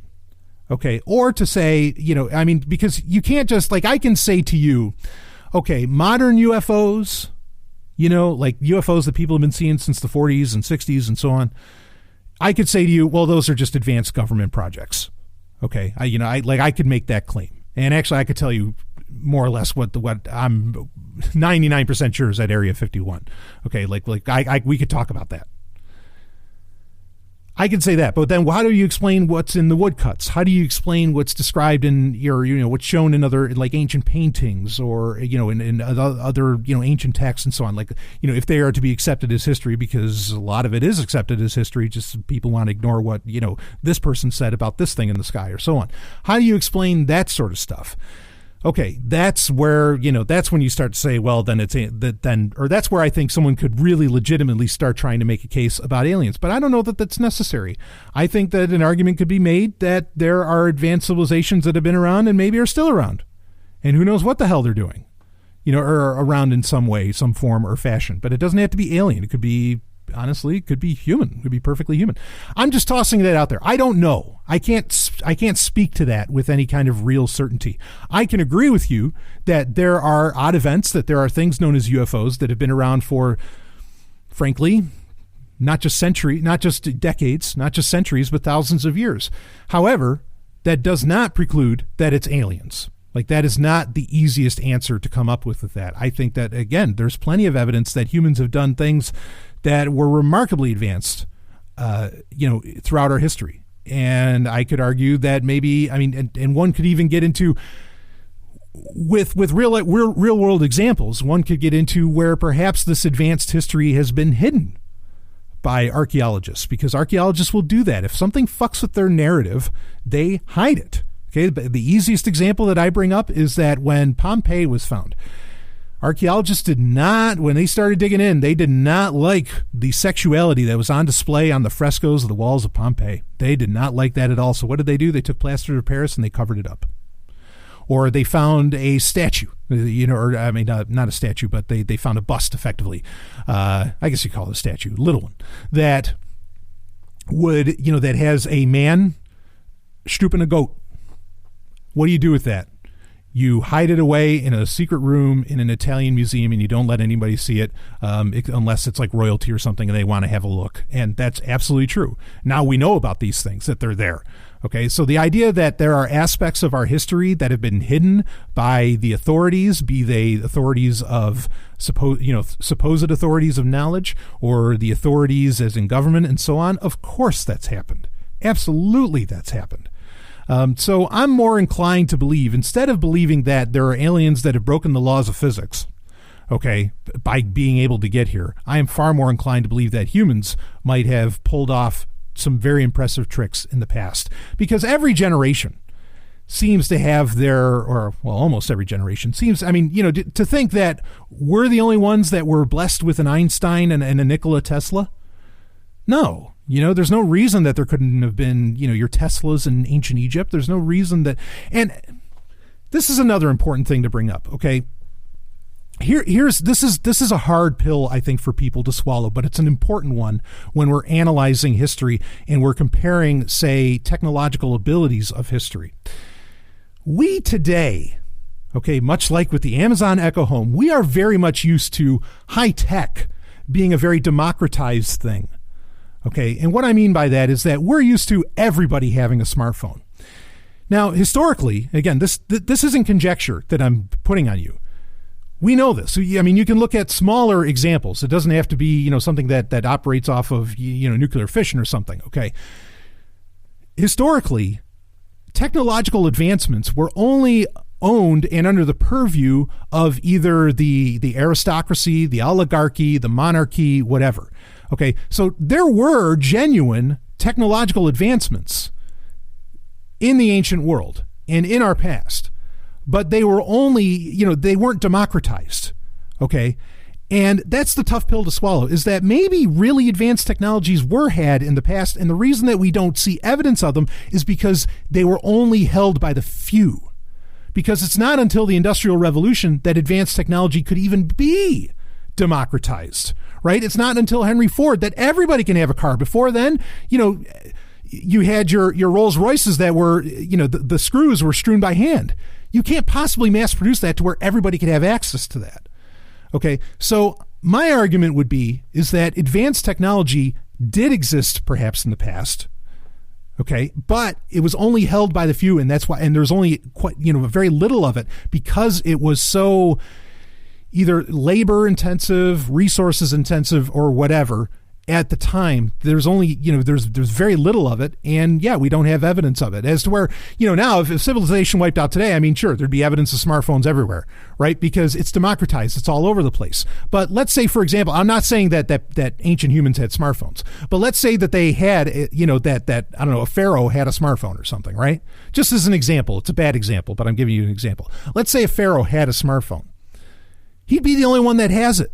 You'd have to find that one phone, And so, and you can say, well, but, for the smartphone to work the way, that's why I say it's a bad example, because for some of these things to work the way that they do requires a lot of infrastructure that itself has to be democratized. All true.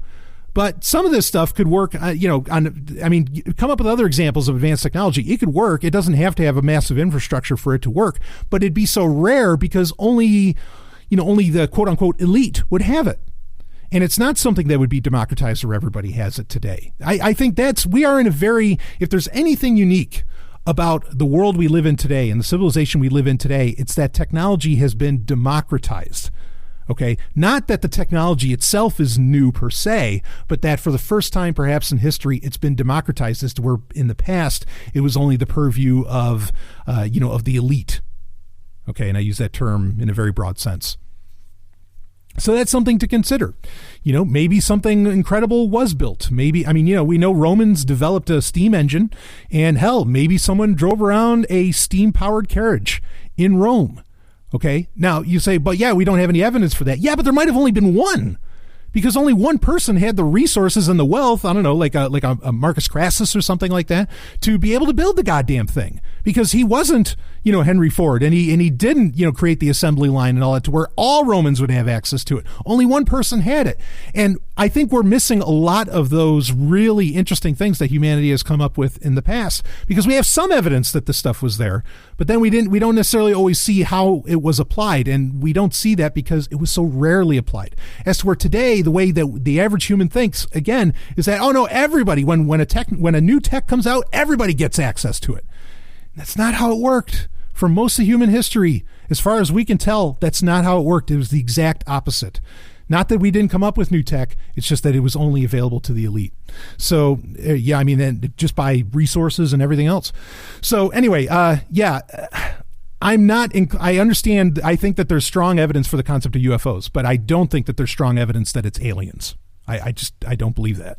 It's kind of like people that talk about simulation theory, right? Like that we're all inside of a computer thing. I mean, you have to come up with all of these other elements and this entire, talk about a framework. You have to come up with this huge, okay, so we're in a computer simulation, but then, all right, why did they build a computer simulation? What's the technology that's running it? You have to come up with so much stuff as to where if you just accept that, and this isn't a noble lie, like if you just accept that, well, no, okay, we interact with the world through our senses, we have the laws of physics and we're able to do things through that. Of course, that makes perfect sense, and these laws are generally very simple. These laws of the universe are generally very simple as to where, if you want to go, oh no, it's actually all a computer simulation, I mean, then you don't have the simple laws of physics. Now you have to make up a whole ton of shit that you can't even prove, and I think that's the thing, is that whenever we encounter these kinds of things and people want to run to the answer of aliens, you're running to the most complex fucking answer possibly out there. That doesn't mean that it's not true, but generally good science, okay, you go with the simplest. And a good way to go through life is to go with the simplest. So anyway, that's it for that's a really long Q&A, but I love the question. I really appreciate that. And do tell me more about this, because like I said, where you felt that I was kind of supporting post scarcity, or that I thought that was going to I'm not like one of those Venus Project guys at all. If that's what you were thinking, I just want to make that clear. All right, we'll wrap this up. Woo, let's get back, or well, not the whole show, but I'll be right back with more. Woo. Hey, I know what you're thinking. Wow. This is a great fucking show. And you know what? I agree with you. And I'm not just saying it because I'm the host. Woo! But I am the podcast champion, baby. And let me tell you, if you want to help out the podcast champion, you want to help out the Golden Stallion, the man of tomorrow, Savzu, the rated R radio star, and you want to make Sovryn Tech an even bigger show, here's how you do it. And don't worry, it's not for free, and you get something out of it. You go to Patreon. You go to patreon.com/SovrynTech, SOVRYN Tech. Patreon.com/SovrynTech. Become a Sovryn Tech patron, and you will get access to literally thousands of hours of bonus content. There's new content every week. You get to be in the live Q&A hangouts that we do every month. You get to access to the Wednesday Q&A. Do you like that important messages segment? We do one every single week, and it goes a good hour strong, if not longer if needed, depending on how many questions there are. That's only for patrons, and all you got to do is at least $1 a month. Some do significantly more, and I'm honored by that. But become a patron, support the show, help it grow. Patreon.com/SovrynTech. And I thank you to all the patrons already out there and all the ones to come. Patreon.com/SovrynTech. Woo! Let's get back to the show. HackSec. It is time for HackSec. And boy, Google's in a lot of trouble. Last week we were talking about how Larry Page has more or less disappeared. Nobody knows where he is. He's at his Caribbean island, and I guess nobody has access to location data, well, except for maybe Google itself, because they certainly have all that access to all that data about you. And just when you thought, he said, yeah, but you know what, Stallion? It's all right. I can turn off that location data collecting. Oh, you think so? Well, you can hit a soft switch, which means it's not a hardware switch, which means that you're not physically cutting off a radio. A soft switch just means you're telling the software to stop. But that's the problem with a soft switch, is that if someone knows how to turn it back on remotely, they can do that. And guess who can do that in Android? Oh, apparently it's Google. And are they so sorry that they might have done that recently? Let's read the story here. It's from Business Insider. Google apologizes for accidentally changing settings on some people's smartphones without their knowledge or consent. wait, I thought I turned that off. And, as long as the screen tells me that it's off, it must be off. Uh-huh. Let's see here. Reading the story, and this is just from, September 17th, so very new. Google has issued an apology to the smartphone users on Reddit who reported on Thursday that their battery saving settings, which Stallion Breaking In would turn off location and so on, were turned on without their knowledge or consent, or controls their location, I should say. Here's what happened. According to numerous Android owners who posted in the Reddit thread flagging the issue, last week, the battery saving option on Google's Pixel smartphones, as well as two Essential phones. So it's not just Google's phones. This also affects, Essential phones are, of course, that's Andy Rubin. And I've made the argument in the past that nobody ever really leaves Google. Well, but reading on, was inexplicably turned on, even if the owners had previously turned it off. The affected phones are running the latest version of the Android operating system, Android Pie 9.0. The battery-saving feature slows down the phone's performance and prevents the phone from actively searching for notifications for things like emails and updates within apps. Google commented on the Reddit thread, admitting that, quote, this was an internal experiment to test battery-saving features that was mistakenly rolled out to more users than intended, end quote. Google apologized in its response to Redditors, saying, quote, sorry for the confusion, end quote. Google also rolled back the battery-saving settings to their original settings on the affected phones. So, Stallion Breaking In. So they both turned on the battery-saving settings, and then, as a kindness to you, they turned them back off. Got it. Okay. Totally remotely, on the latest version of Android with the latest security features and so on, Google controlled your phone. Reading on. While the rollout of Google's experimental feature on Android is a seemingly harmless accident, it did raise questions among smartphone owners in the Reddit thread about the kind of control that Google has on phones running Android. The notion that Google could remotely change settings on their smartphones was not well received, especially in instances when the phone's owner wasn't notified of the change first. One Redditor said, quote, the whole we'll fix it guys is not going to fly on this one. What other changes are being made behind the scenes that may or may not be interfering with users' lives and or feeding data to Google, end quote. Another Redditor said, quote, they shouldn't have had the ability to change a setting like that in my phone without warning, end quote. Others were seemingly understanding, or they had at least come to peace with the fact that Google could change a smartphone's settings without notification. It should be noted that the experimental feature was indeed experimental. As such, the feature may not have contained any kind of notification for users. It's entirely possible that a final version of the feature could contain some kind of option allowing users to opt in option for the feature. Business Insider contacted Google regarding what kind of steps it would take to notify users if such a feature was to be rolled out, but it has yet to hear back, and it's been a few days, and you'd think this would be a very important thing that they'd want to talk about. We have another Google story to get into, but I want to comment on this one first. Look, folks, you want to think that I'm not concerned about smartphones and I'm not complaining about them. Well, here you go. I'm going to complain about them right now. This is the reality. Now, Apple will do the same thing. In fact, Apple at least openly admits that they can do this. And they claim to do it for security purposes, that there may be a rollout that they need to revert, or there may be an app that they need to get rid of that could, potentially break the iOS ecosystem or something like that. I mean, they've come out and said that they can do this. So don't think you're safe if you're using Apple, but at least Apple admits that they can do this. Not that they've ever said if they had. All right. But let's be clear here. You really don't own that device. You really don't have control over that block of sensors in your pocket. You don't have control of your Android phone. You don't have control of your iPhone. You don't. These things can be taken over and controlled at the drop of a hat by the companies that make them themselves, by Google itself. And again, it wasn't like it was just Google's phones. Oh, maybe Samsung put in something to keep Google from doing it. No, it's anything fucking running Android. You understand? You don't own that smartphone, and you're paying out how much for that fucking thing? I'm not saying you're crazy for paying out for it, and I'm not saying you're crazy for owning one. I get it. It's how the world works right now. Okay? But let's be very clear about what your relationship is with that. You don't own it. You don't have control of it, ultimately. Someone else does. In fact, it really raises the point that I would love for a real blockchain phone to exist that was decentralized and didn't connect to some fucking central server that could turn my battery saving features on and off at a whim. That'd be nice. But no, we're not doing that because, The powers that be won't let that kind of thing exist, or at least not on a large enough scale that's required. Now, I tried to get some answers on this as far as, like, if you install an Android alternative like Lineage OS or something like that onto a device, if that would somehow mitigate this kind of control. But again, there's so many factors to consider with that. For example, you have, like if you're, so say you're running Lineage OS, but you still put the Google Play Store on there.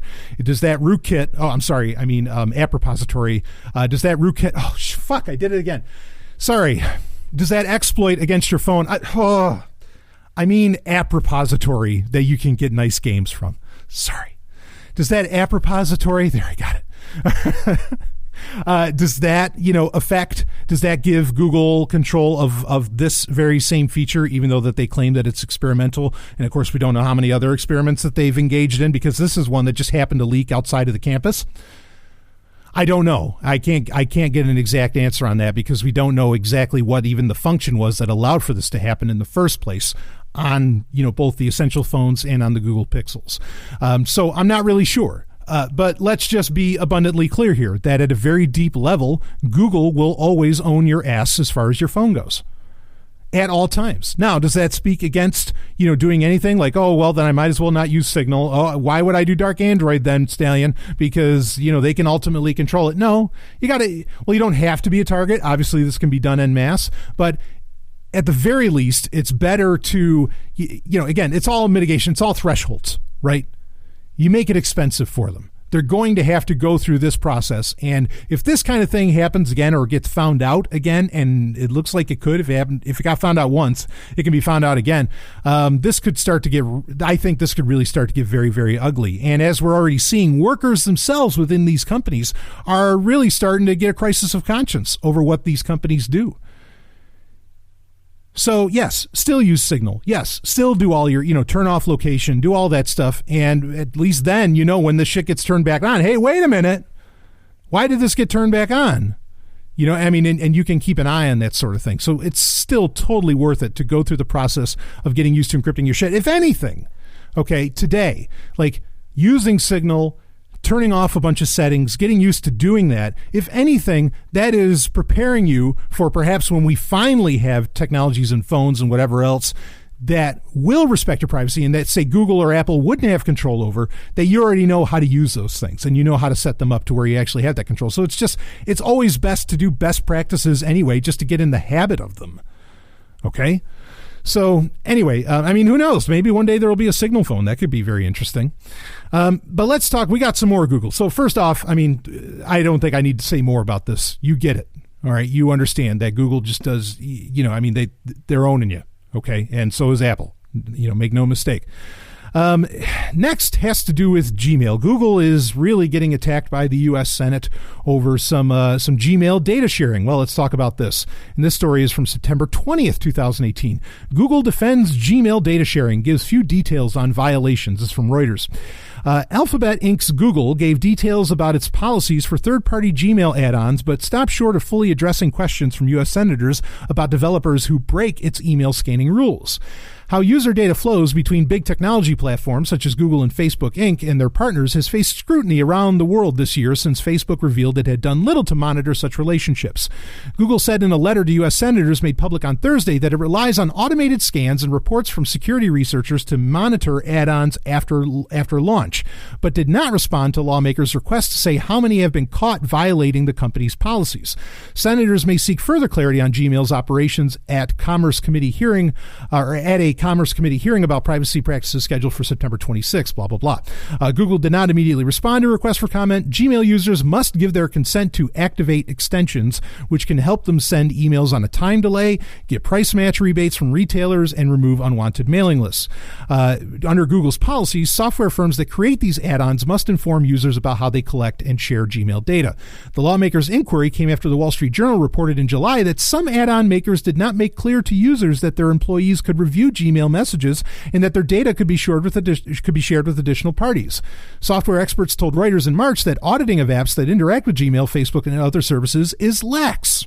So Let's talk a little bit about email here. Bottom line being, what's being claimed against Google is that, so say you use something, I don't know, like Ventru or Yesware or something like that, that gives your Gmail account, your actual Gmail, your emailing abilities, some new abilities, some added on abilities, like you could send, like Boomerang or something, right? Where you could send an email later, or a repeat email could go out, or you could be encrypting things, of all ironies.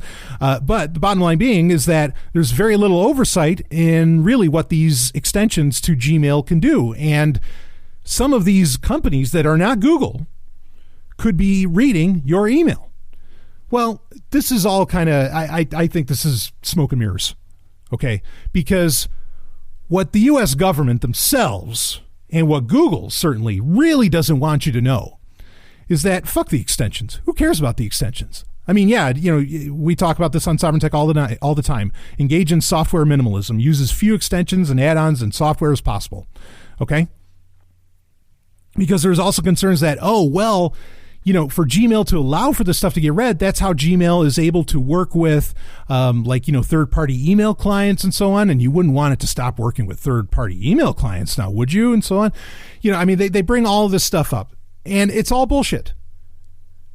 One of the most basic features that pretty much every email service offers, not just Gmail, almost every single one, is what? A spam filter, right? And don't you love your spam filter? Let me make this abundantly clear to you. For a spam filter to work, it has to read your emails. You can say it's not by a human and it's an automated scan, but if we're concerned about what automated scans can do and what could be seen in your email, and that someone else besides you is reading your email, if you are using a spam filter, there is software, at least, maybe a person, but there is software, as in maybe the person that's running that software, is reading your email. This is not just Gmail. This is the very heart of modern email. Any email program, any email software of any kind that's your service that's using a spam filter is reading your fucking email. Bottom line. You don't have to worry about extensions. You don't have to worry about all this other stuff. Everything's reading your email. And pretty much every email service, even like the good email services, are, do they have a spam filter? Of course they do. You want it to have one. Are effectively reading your email. That's how they find the keywords that you're tossing away as spam. But you don't want the whole world to know that. You don't want them to go, actually, email's not fucking private at all. And it's not. There's not a single part of it that's private. Okay? Unless you're rocking PGP, and even then you have to do it in a very specific implementation. This is just, look, this whole argument, and it's like the government's trying to make it seem like they understand technology, or, senators, I should say, because obviously there are people in the government that to some degree understand technology. But it's just like, it's the senators trying to make people think that they care about people's privacy, and that they're going after the tech giants that they're so concerned about, and that they're actually like doing something when they're not doing anything. You would to actually raise the flag about what extensions, third-party extensions are doing with your email. To really talk about that whole situation, you would have to raise the banner that every single email service is reading your email, and nobody's talking about that. Nobody's bringing that up. And I don't even think even Google wants to really mention it. I mean, it's an open secret. It's not like you can't find that out. I mean, it's basic understanding. It's not something that even has to be proven. It's just how spam filters work. Smoke and mirrors, or dog and pony show. Maybe that's the better analogy, or the term that I'm looking for. It's a dog and pony show. It's trying to make people think that somehow the government actually gives a shit about them, when no, they don't. I mean, they would, to really be concerned about the idea that these third-party extensions are reading your email, you'd pretty much have to put the kibosh on email entirely to even like care about, to solve that problem. Because again, every single spam filter is reading your email. It's just so stupid. It's people that don't, either they're willfully ignorant or they're playing ignorant so that they don't realize that you're fucked when it comes to email. I'll be back with more. Hey, you heard about it at the top of the show. I have a whole new book out.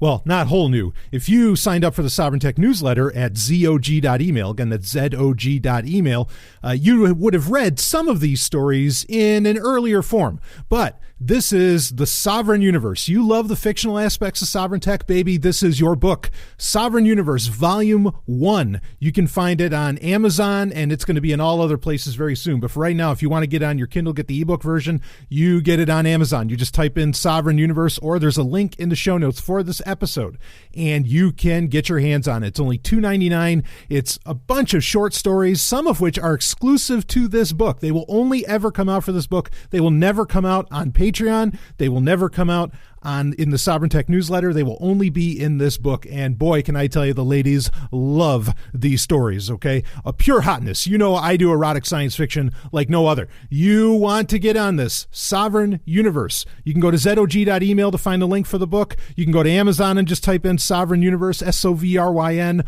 or you can find the link in the show notes. Check it out. Thank you in advance. Woo! Let's get back to the show. Go get it. Go get the book, Sovryn Universe, Volume 1. It's fucking awesome. Wild card. It is time for a wild card, which I'm going to mix into the climax. We kind of skipped GameTalk, and we're going to skip the climax this week, but we won't skip it next week because there's interesting stuff going down. I will say quickly, as far as GameTalk, wow, talk about another hardware surprise from the past week. Out of nowhere, Sony announced the PlayStation Classic, which, of course, is their mini retro console, which is going to have 20 PlayStation games on it. And we only know like a few of them, like Final Fantasy VII, I think Ridge Racer 4, and there were a couple other ones that are going to be there. But there's going to be 20 of them. We'll see what happens with that. It's 45% smaller than the original PlayStation. Now, this is like a mock-up of the original PlayStation. It's not the PS1, which I always thought was really sexy. And actually, the PlayStation Classic might be the same size as the PlayStation 1 because that was so small. Anyway, but yeah, you can pre-order them still. I think they're $100, which that's kind of on the steeper end of a lot of these mini retro consoles. I did pre-order one. It's coming out December 3rd. I mean, some of these retro consoles are selling for that price, like the Neo Geo Mini, which I have one of those pre-ordered. That's around $100, and then also the Commodore the C64 Mini, the Commodore 64 Mini, which I also have pre-ordered. That I think is running at around $80. So I mean, you know, but these are a thing, and there's probably going to be a lot more to come soon. And also, they did say that the Genesis Classic is going to be coming is going to come out next year, not this year, like it was originally supposed to. So things to keep an eye out for. But anyway, maybe I'll leave the link in the show notes for the PlayStation Classic if you want to get your hands on one of those, because I think, again, you can still pre-order it from like GameStop or something. So, but what I originally wanted to talk about for Wildcard this week is really appertinent to what we had been discussing throughout this entire episode. That being, okay, these tech giants do not care about me. What can I do about it? Well, like I said earlier, and as I've said for years now, you take them on one at a time. Okay, and I think that this actually works. And there's a story from The Verge, which is actually from earlier this month in September, and it's more people are taking Facebook breaks and deleting the app from their phones. The Facebook exodus among young people is real, and disenchantment with the leading social media platform is extending to older users, too. According to new data from Pew Research Center that sampled U.S. Facebook users aged 18 and up, 4 in 10, 42% of those surveyed, have taken a break from the social network for several weeks or more. In the last year, a quarter of respondents said they've deleted the mobile app entirely from their smartphones.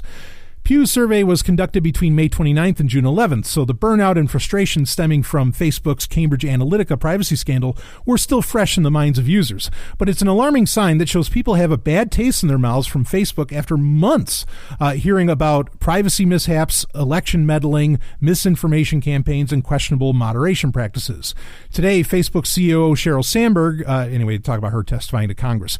The movement away from Facebook really does seem to be generational. 44% of users between 18 and 29 told Pew they deleted Facebook's app versus the 20% of people aged 50 to 64 who did so. For users over 65, that number dropped to 12%. At a minimum, over half of the respondents said they've adjusted their privacy settings in the past 12 months, which Facebook has taken steps to make easier, barely. But this doesn't just come down to politics. Pew found that Republicans are no more likely than Democrats to have taken a break from Facebook or deleted the app from their phone in the past year. The recent swell of criticism directed at Facebook, Twitter, and other social media platforms over supposed censorship came well after the Pew survey was conducted, so it may be a factor the next time around. Here's the thing, is that this is how you do it. One at a time. You pick your tech giant, and you say, all right, I'm not using their bullshit anymore. And then, and you convince more and more people like, no, I'm not doing that. Don't message. I mean, like for a long time, I still had, and look, let's be clear about this data here. Okay. That's being presented. This is just like, do they have the Facebook app? I don't know that anybody was necessarily stopping using Messenger, right? This also doesn't mean necessarily that they were stopping using Instagram. And yes, I do have an Instagram account. Okay. So there's the chance, all right, fine, they're not using the main Facebook feed, but I've argued for a while now that really people only use Facebook for groups and Messenger anyway. All right. And that's what keeps people there. They're not usually not using the Facebook news feed in general anymore. So there's a chance that these people are still using Messenger. But here, in recent months, I've really put my foot down and said to a lot of people, look, no, I'm just not going to, don't contact me on Messenger anymore. And we had an episode recently talking about the dangers of even just using Messenger. Right. And I said, if you're a gal, you're one of the ladies, one of the many ladies that listens to Sovryn Tech. If a guy wants to contact you on Facebook Messenger, you look him square in the face and you say, I'm not that kind of girl. What the hell are you talking about? Get out of here. You're not getting any further with me because you give a shit about your privacy and your self-respect. So I'm kind of joking, but you get my point. Okay. So there's a chance that a lot of these people might still use Messenger. Sure. But I've put my foot down and I've said, no, if you're going to talk to me, you're going to talk to me on Signal, and that's it. And, and that's really worked. And a lot of people who before, I think people are starting to get it. No, these companies don't give a shit about us. There's too many leaks going on. There's too much bullshit going on, and they're tired of it. And when you recommend, when you give them an alternative to use, they actually rock it. Mastodon, amazingly, seems to actually be having an effect on Twitter. Twitter has backpedaled significantly on a lot of different features that they were adding in and that people were sick of. I mean, like now you can actually turn off the algorithmic timeline. There's a lot of other things that they have just completely backpedaled on because people are actually leaving and going to Mastodon. I'm not saying I'm going to go there, but great. I think that's dynamite. That's wonderful. That's great news to hear. Okay, so you can have an effect on these companies. All right. You can start sending the clear message and, Pew can collect that data, ironically, saying, oh, you know what? People are deleting their Facebook accounts. People are deleting the app from their phone, et cetera, et cetera. Good. Let's keep hammering this home that we don't use Facebook anymore. Okay. At the very least, we don't use the news feed. And like that's not a part of the program. I don't want to communicate with you via Facebook. I want to communicate with you through other avenues, be it Telegram, Signal, I don't know, pick your flavor, Line, Messenger, whatever. Okay. I mean, I think that that's fantastic. And the other beautiful thing about this data, or from this research from Pew, is that it's not about politics. And I think that really can be read into and points at that the human liberty of privacy, okay, the need for privacy is something that all humans feel, okay, or that is part of the human condition. And I think empathy is a biological constant, I think the need for privacy is as well. That's why it didn't take long for walls to get built and caves to get used, and so and so on. I mean, and I know the weather's a part of that too, but I think it's more than that. And certainly we can get into a huge anthropological argument about all that. But regardless, unlike what some companies want to tell you that privacy is an anomaly, no, the fuck it is not. And it is not something that is just some kind of like, oh, it's because President Asshat's in office. No, this is across the spectrum that people give a shit about their privacy. And I think that has also been bolstered throughout this entire episode of Sovryn Tech about these companies and the employees within these tech giants that are saying, no, you're going too far. You're fucking with people in ways that are just completely unethical. And I would agree that messing with people's human liberty of privacy, that's unethical. So it's comforting to see that it does seem to be that people are really starting to revolt peacefully against what tech giants are trying to push on us. It may not be a big enough groundswell, but at least if enough of us to where it can get in the news are saying that's enough, I feel hopeful. And I feel like that what I really think the real path to freedom, which is just getting together with your loved ones and kind of making your own little your own little enclave, right, of people that actually give a shit about each other's freedom. I think that becomes more and more possible, and that we will create our little alternative economies and our little alternative, dare I say, societies that are a bulwark against what corporatism, that being the tech giants and governments and all these other companies, are trying to push on all of us. And we can say, fuck no, I'll go over here and do my thing. And it looks like people are starting to do their thing, and I couldn't be happier about it, especially if it's the younger people between 18 and 29. Damn right. Give a shit about your privacy. Go have your wild times when you don't want anybody to see it. Do it. I love it. So anyway, that's it for this week's Sovryn Tech. Of course, become a patron if you want to support the show. Patreon.com/SovrynTech. Woo! And I will see all of you on the other side. You just experienced Sovryn Tech. Go to SovrynTech.com, that's SOVRYN Tech.com, and connect with us there. Find links from today's show and catch our podcast feed.